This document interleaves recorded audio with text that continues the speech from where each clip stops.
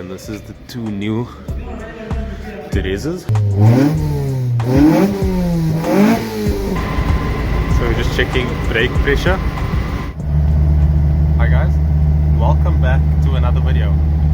And in this one we do some track day prep, and the exciting one is probably in the title or in the thumbnail or something, but we're getting a AIM dash in this car. So it's not the best setup because it really requires an ECU to get all the data into it and then output to the dash, but I don't have that at the moment, so it's going to be a very simple setup for now. But before we get into that, let me just show you what I've already been up to with track day preps. I had a bit of drama with my rear wheels, so I will drop that footage now. I'm on my way to Jackson quickly. I'm doing some wheel and tire swaps, so I need to put this car on street tires for mountain runs because the semis are just not good. They're old, they probably like heat cycled to the max, and they just don't work well on the street. So I'm putting street tires on the comps, and then I'm putting the semis on the Mk2s. That's going to be the move. I was thinking about it a lot. I like the comps as track wheels, but when I want to do mountain runs, I don't want to put the Mk2s on, so it just makes sense to have the comps on streets, so that I'll use that on the car most of the time, and then when I do have a track day I can just swap out.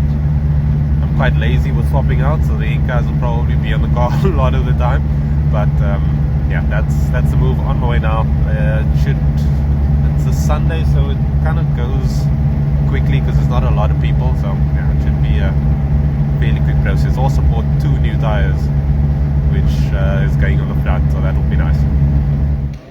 Should have cleaned these before, but I just took them off last night. And then this is the two new Teresa's. So yeah, black wheels are back. I just had the weirdest experience. So did the wheel swap, as you guys know, and as I went into the petrol station over here just to put in some air in the one wheel, as I made the turn, the rear wheel just fell off. So I know the guys tightened it and it had all 4 bolts in it, but when we tried to put the wheel back on, those bolts would not turn in at all. They were just loose. So I took one from each wheel because I've got longer bolts in the front and in that rear, and we put the 3 bolts in, and then I drove just a little bit down the road and the wheel came loose again. And then the guys from Jackson came to come help me, and one of the guys helped me push the car all the way from the other side back to the shop. We pushed it in the pouring rain. The rain stops now after we pushed it, but we literally pushed it in the pouring rain. I'm soaked. So we're gonna have someone come through, probably put helicoils in the rear. So I'm gonna do 2 helicoils on each side because both sides the hubs are stripped. So I'm gonna do helicoils for now just so I can get the car mobile, and then I'll get the car booked in by Rudy and have both rear hubs replaced. But flip, what a situation.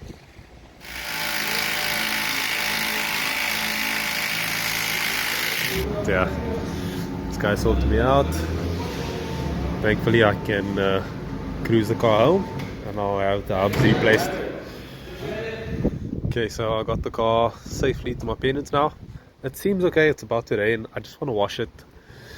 Just the car is quite dirty after my run that I did. So this is the day after the VR6 run. You guys already watched that video last week. Thankfully I didn't lose a wheel on that run.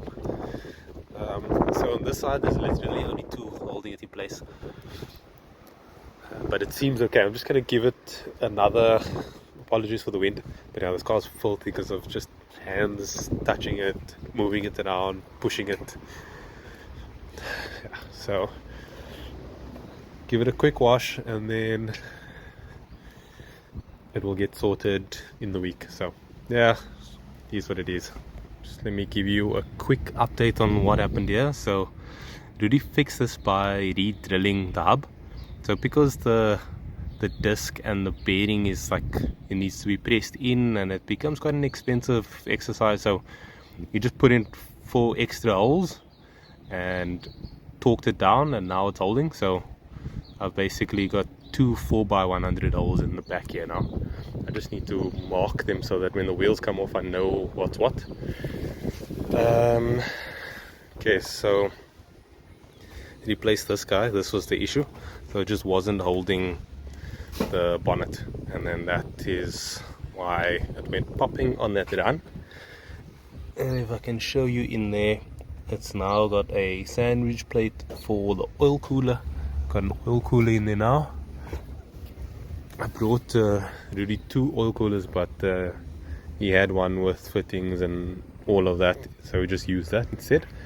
And I think that's it. I just need to top up my coolant because he was here, and obviously you have water running through there, so you have to disrupt that. Oil and filter change, so the car's ready for track day. I'm currently busy with that there. Damaged that arch a little bit. And what else? I got a Bosch sensor, very expensive temp and pressure sensor, so we'll fit that, and that should be good. Then it's ready for the dash. Okay, update on the fittings, replace the fittings, and then I'll put my sensor in there. I'm on my way to J2 now. I'm meeting Andrew there, and we are going to get into this dash. Hopefully it's a fairly simple process. I need to make a mount for it. I'm not quite sure how I'm going to mount it yet, but I will make something for it. Yeah, I was so on the fence about buying this. Like initially I said yes, and then I don't know, it's just like too much money. And then Andrew put it in the car, and I made a story about it, and I was like, this would look cool, and people were just like, do it. Not that that caused me to do it, but yeah, you know, it's one of those things. Anyway, I hope it looks cool. It's got a blue backlight, which I like, even though the car's got a lot of green dials. Would have been nice if it was green, ideally, but yeah, the blue will look cool in here, and the car has a blue interior, so it kind of works. We have power, hot wiring it, but there's power. Andrew just told me that this came from Sean, Zurich, if you were unsure about the Sean. Okay, so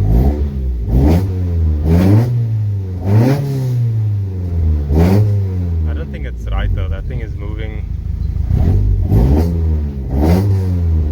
I'm at 2000 and that's showing many more RPMs. Oh, is it? Yeah. It's off slightly. So that's showing it's almost 2000, that's under 1000. Ah, I see. So it's like multiplying whatever. Yeah, I get you. So now it should be correct. Still not right. No, I'll fix it. Okay, let's see.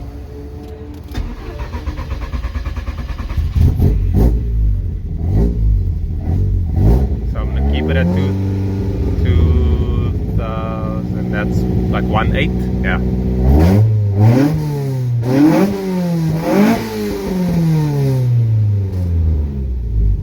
That works. Okay, so here we have it. This is currently V1 of my dash setup. Like I mentioned, we are limited without an ECU and using CAN bus to like send all the data to the dash. But for what we have right now, we have RPM and oil pressure.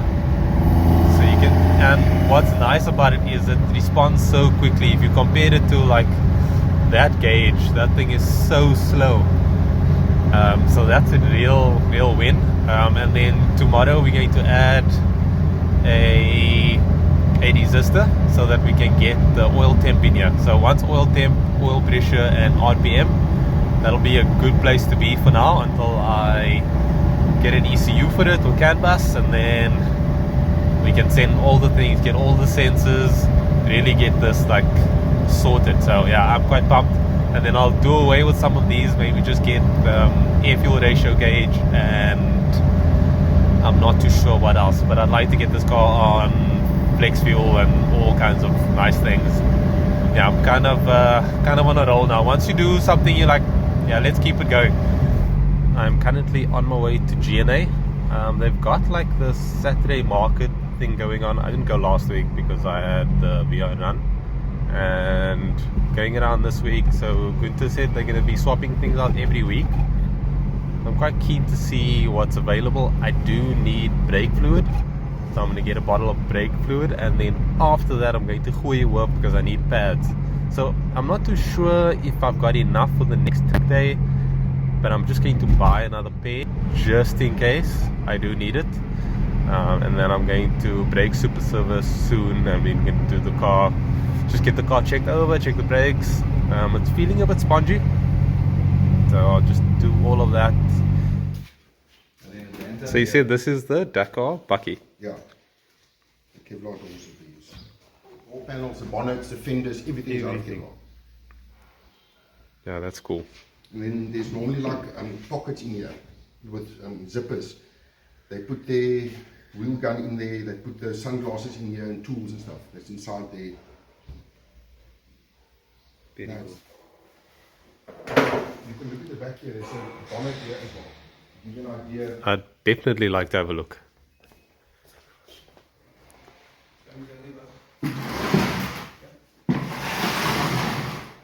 Ah, that's awesome.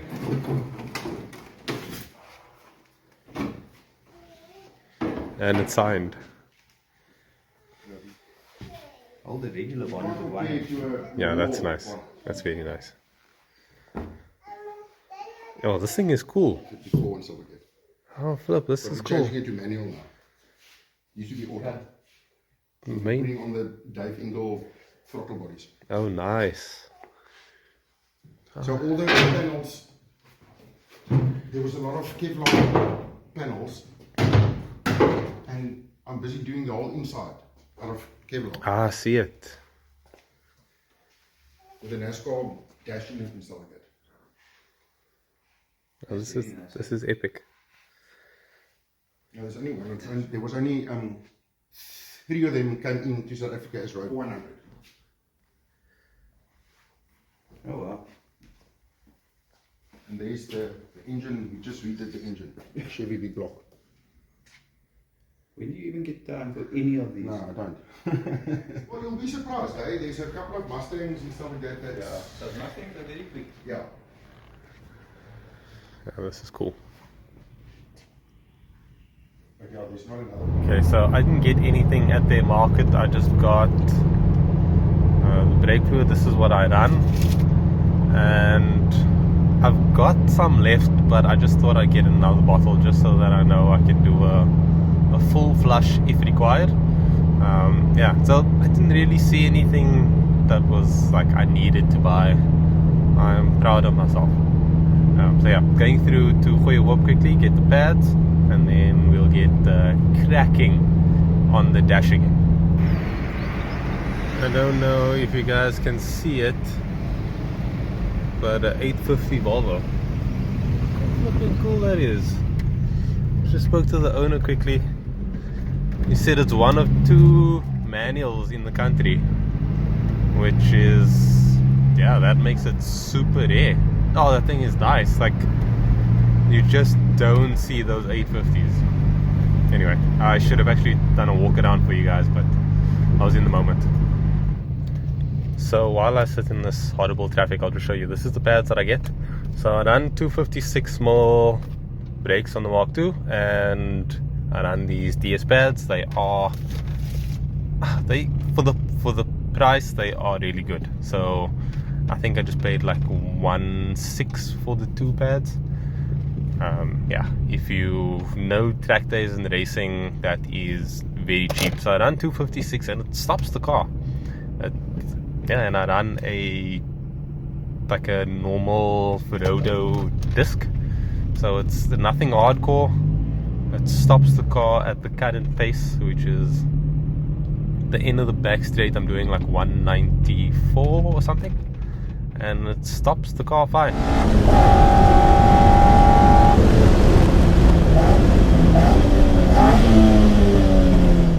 Should probably add those pads have lasted 3 track days and like a lot of street driving. So, like I mentioned, I don't think they're done, but I'm just getting another pair so that if they're close, I'm ready.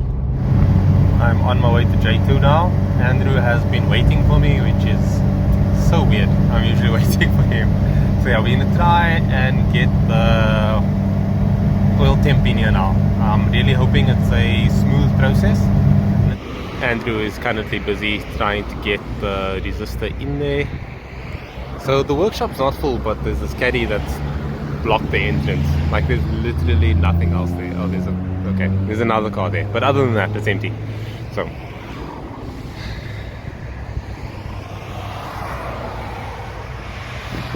is that step down? Now it's a pull up. Pull up. So this wire will pull up from the 5-volt side to get a voltage into this wire so that the dash can feed it. Okay, we are pulling up. Measure from the dash. And you can see if I went here, I could select whatever I wanted to. So there's even like a thing for VW. You could select VW can information to display into the dash. So I go to my channels and I'm using channel 2. And this will be, we just use some generic temperature. So let's use 40 to 120 for example. And then you can transmit.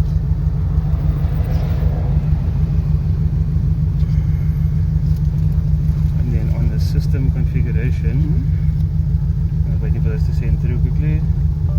Yeah. And again, alright. We got the system config, and then I will say that the second value here, field 2, will be channel 2. And I'll just make this oil temp as such. And let's transmit again. And then that should display now in the second field. Not yet, so it's going to reset now.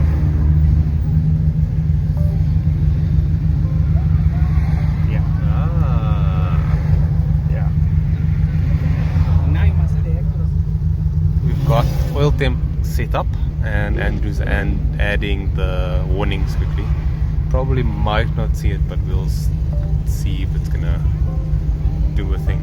So okay, so now he's got the warning set up for oil temp at 100 degrees. What should we put it at? I think we should make it at about 120, 125. Yeah, 125 is probably a good place to call it.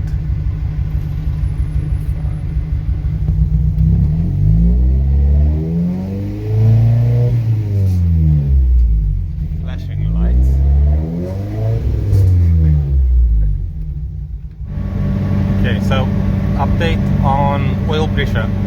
It's working, but the issue was resistance and voltage and calculations and tables, and I was kind of lost. But Andrew found something and scaled it, so it's kind of there, but the signal's dirty, so it's not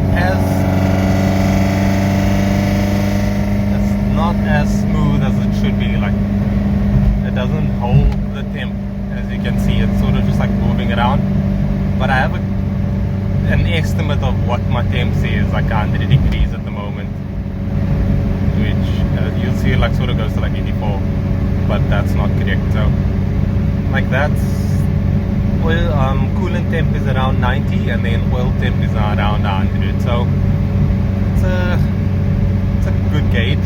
I would say that my oil temps must have been very high on track before without an oil cooler, because yeah, if that's the sort of scale, because on track I'd be like 105, 107 coolant temps, and my oil temps must have been like 130 plus, I would assume. So yeah, very interesting. I sort of painted some things. My seat bases, they were welded, so they just had like some surface rust on it. I just cleaned them up and painted them. Now it looks decent. Just this interior needs a lot. Like, as you will see, this cover here with the wires exposed, I've got the covers, I just don't have the screws. They take a weird screw, like it's very thin and long, and it has a very fine thread.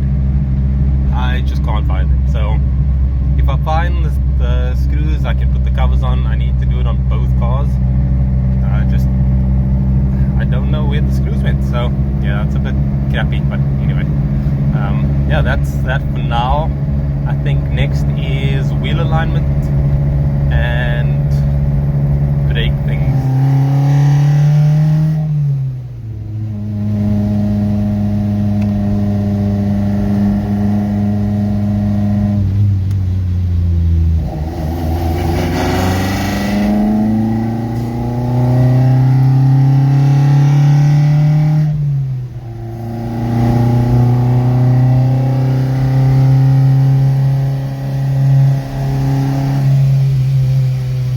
Because the last time we drove it was also wet. Yeah.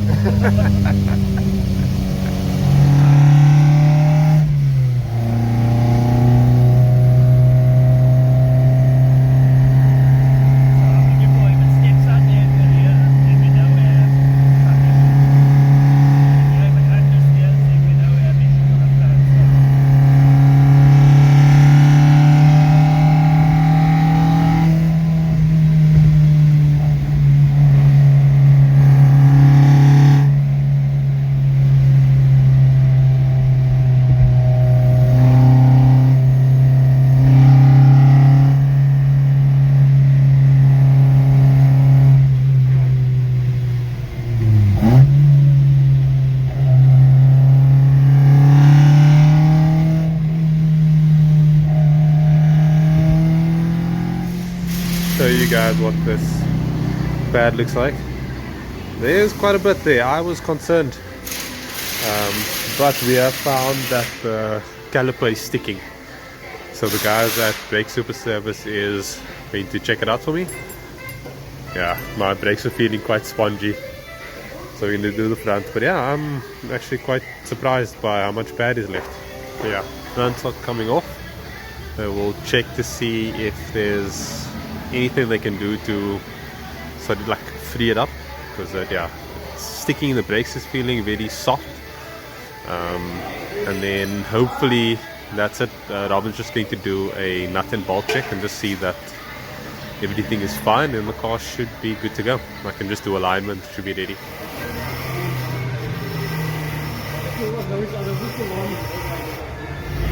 Okay, so bleeding currently in progress. I still need to hear what the update is on calipers, but I assume that it is sorted.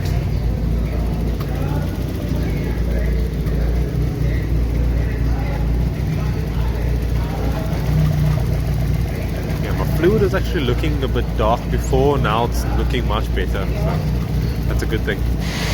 Okay, so calipers have been serviced, the car's rolling smoothly now, brakes should be feeling good. Robin's gonna take it out and just feel it out, but yeah, I am really happy about that. I could feel that something was sticky, but I had no idea that it was my calipers.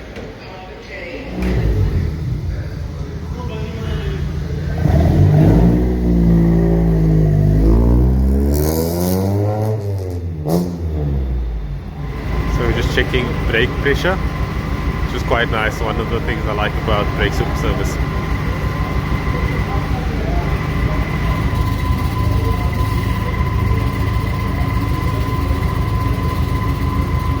Collected the car from Brake Super Service, but notice I've got a puncture in that wheel. It looks like something managed to get in there, so we'll just check the toe. Like Robin checked all the marks and things, everything is lined up, but I just want to make sure that the toe is correct before I go on track with it. But yeah, shouldn't be too much of a mission. I'll leave the camber as it is for now, -4, and just get the toe close to 0. I'm not sure if I'm going to toe in or toe out, or just set it 0.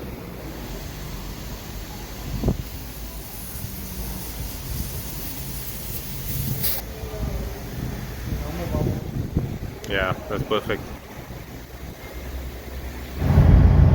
Okay, so I'm currently on my way to buy some NF. it's going to be a really hot day today. This is the day of the track day, but I need to end off this video. I just can't add everything in one video. It would just be way too long. So, update on what happened with the brakes. So, I was supposed to take the car home from brake super service after they serviced the front calipers, and then when they tested it on the machine, they weren't happy with the rear brakes. So they ended up servicing the rear calipers as well, and now the handbrake, everything is better. It feels much better and it's no longer sticking. So that's a win. Brakes feel less spongy. It doesn't feel spongy at all. So yeah, I'm very happy with that. Other than that, the car is good to go. The alignment is less than ideal. So one of the shock bolts were slightly loose, and Robin, when he nut and bolt checked, noticed that it was loose, and then he just tightened it, put it back on the mark because he marked it, and thought it was all good. But unfortunately, when I got to the alignment, the left side had lost some camber. So on the left side I'm running like negative 3.2, and on the right side it's negative 4. We had it at negative 4 all around before, but I didn't really want the guys to mess around with the camber, because I would rather have Jackson or Robin do that. I just didn't have time to go to Jackson. It was just with a track day during the week.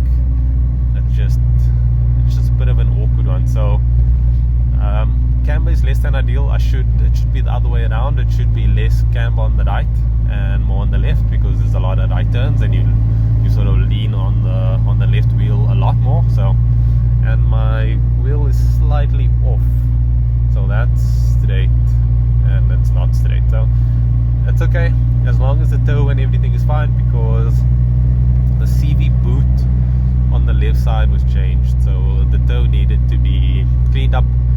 Anyway, I'm rambling. I hope you guys enjoyed this one. There's a lot of talking, but if you are into that kind of thing and wanted to know more, hopefully it helped you in some way. If you have any questions, drop it down in the comments below, and I'll catch you guys in the next one. It's going to be a track day video, so I hope you guys enjoy it.